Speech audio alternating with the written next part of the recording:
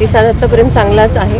फक्त एवढीच मतदारांना विनंती आहे बीड शहरातल्या की यावेळेस मतदान करताना विकासाचाच मुद्दा आणि चांगले उमेदवार हे लक्षात घेऊन आपण मतदान करावं. निवडणूक काळात आरोप प्रत्यारोप झाले आणि काही पक्षांकडून बीडमध्ये क्षीरसागर मुक्तीचं देखील नारा देण्यात आला, घोषणा करण्यात आल्या. काय नेमकं कारण आहे? गेल्या अनेक वर्षापासून क्षीरसागर बीडच्या राजकारणात सक्रिय आहेत, परंतु क्षीरसागर मुक्त नगरपालिका हाच अजेंडा काही पक्षांनी ठेवला होता. तर मी आधी सांगितलेलं आहे, क्षीरसागर म्हणजे काही फक्त कुटुंब नाही आहे. क्षीरसागर म्हणजे आपले सगळे कार्यकर्ते, सगळी जनता जी आत्तापर्यंत आमच्यासोबत राहिलेली आहे आणि सगळी जनता आपल्या सपोर्टमध्ये असल्यामुळे आम्ही इथे 35 वर्ष नगरपालिका चालवू शकलो आणि त्यांच्याच आशीर्वादाने आम्ही पुढेही त्यांच्या साथीनेच पुढे जाऊ.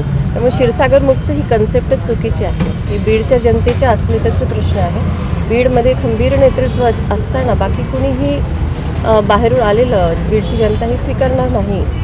संपूर्ण निवडणुकीमध्ये तुम्हा दोघा पती पहा, आम्ही दोघं वाईट प्रवृत्तींना रोखतोय बीडमध्ये, वाईट गोष्टींना वाढू देत नाही. आम्हाला भूमाफिया नको आहेत, आम्हाला भ्रष्टाचार नको आहे, आम्हाला विकास करायचा. त्यामुळे आम्हाला विरोध तर साहजिकही होणारच. उद्याचं चित्र हे बीडच्या जनतेच्या हातात आहे आणि आम्ही होपफुल आहोत की उद्याचं जे चित्र असेल ते आपल्या बाजूनेच असेल. कमळ बीडमध्ये नक्की फुलणार.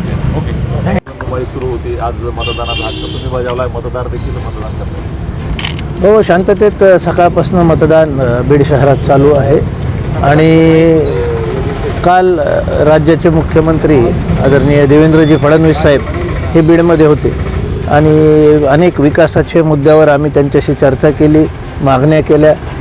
बीडला एक परिपूर्ण शहर बनवण्याचं जे आपलं स्वप्न आहे ते त्यांच्या माध्यमातून पूर्ण होणार आहे. उर्वरित जे कामं आहेत आणि जे प्रोजेक्ट्स आहेत त्यांना एक पॅकेज बनवून हे फडणवीस साहेब आणि पंकजाताई यांच्या माध्यमातून बीड शहरातलं स्वप्न पूर्ण होईल. उत्साहाचं वातावरण आहे.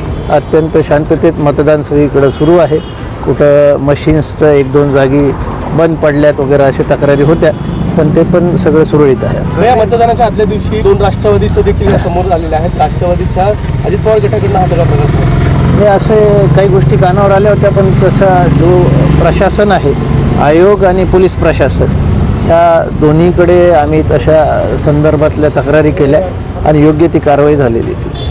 बोगस आधार कार्ड काय नेमकं असं हे अशा काही भागात बोगस ID कार्ड तयार करणं, त्यावर वेगळे वेगळे फोटो लावणं असे प्रकार कानावर आले होते आणि त्या गोष्टी सगळ्या आम्ही आयोगाला आणि पोलीस प्रशासनाला बोललो.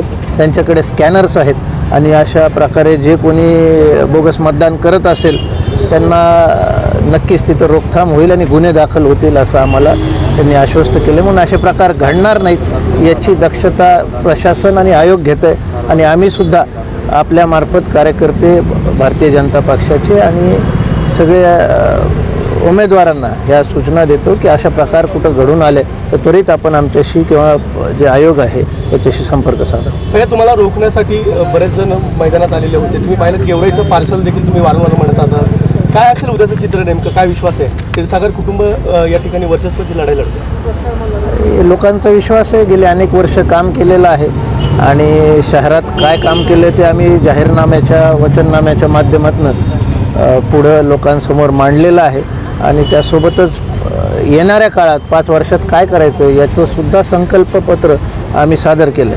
मला वाटत नाही इतर कुठल्या पक्षाने अशा प्रकारचा वचननामा जाहीरनामा सादर केला. त्यांना शहराची माहिती नाही आहे. बाहेरचे लोक आलेले हे स्वतःच्या स्वार्थापोटी काही ना काही प्राप्तीसाठी इथे येण्याचा प्रयत्न करतात. तो हाणून पाडला जाईल आपल्या जनतेकडनं, हा मला ठाम विश्वास आहे. थँक्यू.